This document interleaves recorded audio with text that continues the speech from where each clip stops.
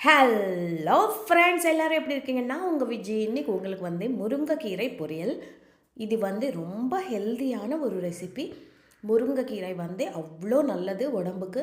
நீங்கள் வாரத்தில் ஒரு வாட்டியாவது இந்த முருங்கைக்கீரை சேர்த்துக்கோங்க. நம்ம இது பொரியல் செய்யலாம், சாம்பார் செய்யலாம், அப்புறம் கூட்டு செய்யலாம், அப்புறமா நம்ம அடை அந்த மாதிரி செய்கிறோம் இல்லையா, அதில் கூட நீங்கள் சேர்த்துக்கலாம்.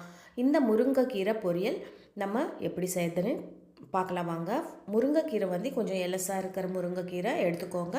இதில் நல்லா அழுக்கெல்லாம் இல்லாமல் அந்த இதெல்லாம் நாரெல்லாம் எடுத்துட்டு நல்லா க்ளீன் பண்ணி வச்சுக்கோங்க. 2-3 வாட்டி அலசிட்டு க்ளீன் பண்ணி வச்சுக்கோங்க.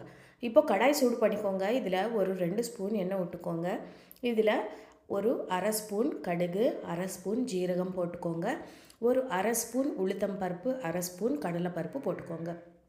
நீங்கள் இதில் வேணும்னா பாசிப்பருப்பு கூட 1 மணி நேரம் ஊற வச்சு அது கூட சேர்த்துக்கலாம்.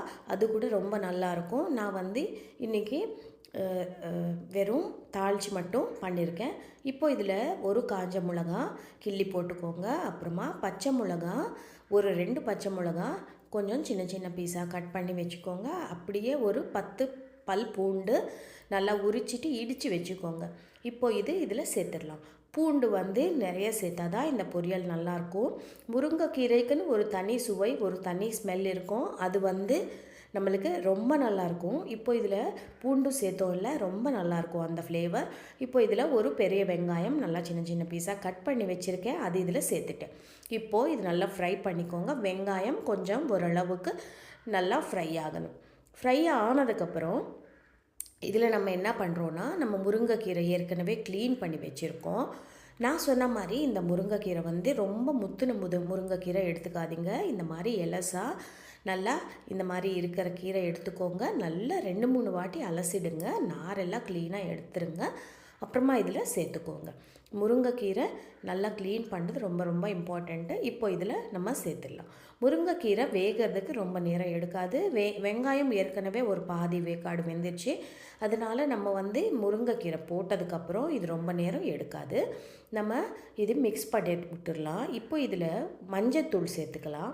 மஞ்சத்தூள் ஏன்னா நம்ம அந்த எல்லா உணவுலவும் நம்ம மஞ்சத்தூள் சேர்க்கறது ரொம்ப இம்பார்ட்டண்ட், ரொம்ப நல்லது. அது ஒரு ஆன்டிசெப்டிக்காகவும் யூஸ் ஆகும். அதனால் நம்ம மஞ்சத்தூள் எல்லா சமையலும் சேர்ப்போம் இல்லையா. இதில் கூட ஒரு சிட்டிகை மஞ்சத்தூள் சேர்த்துக்கலாம்.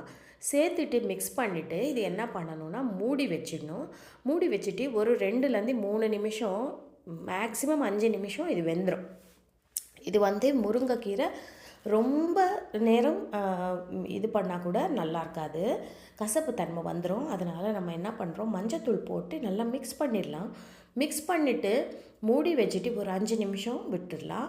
இதுக்குள்ளே நம்ம ஒரு பாதி மூடி தேங்காய் எடுத்துகிட்டு நல்லா துருவி வச்சுக்கணும். முருங்கைக்கீரைக்கு எப்போவுமே நம்ம ஒன்று பாசிப்பருப்பு ஊற வச்சு சேர்த்துட்டு தேங்காய் சேர்க்கலாம்.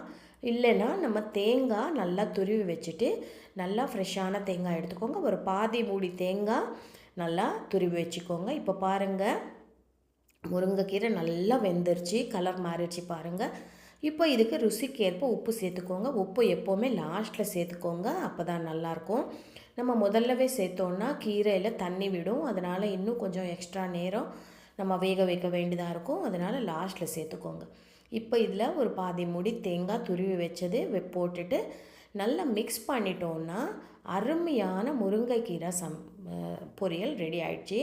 இது நம்ம நல்லா சாதத்தில் பிசைஞ்சு சாப்பிட்றதுக்கும் நல்லாயிருக்கும். அதே மாதிரி சாம்பார், ரசம் இந்த மாதிரி இதுக்கு தொட்டுட்டு சாப்பிட்றதுக்கும் நல்லாயிருக்கும்.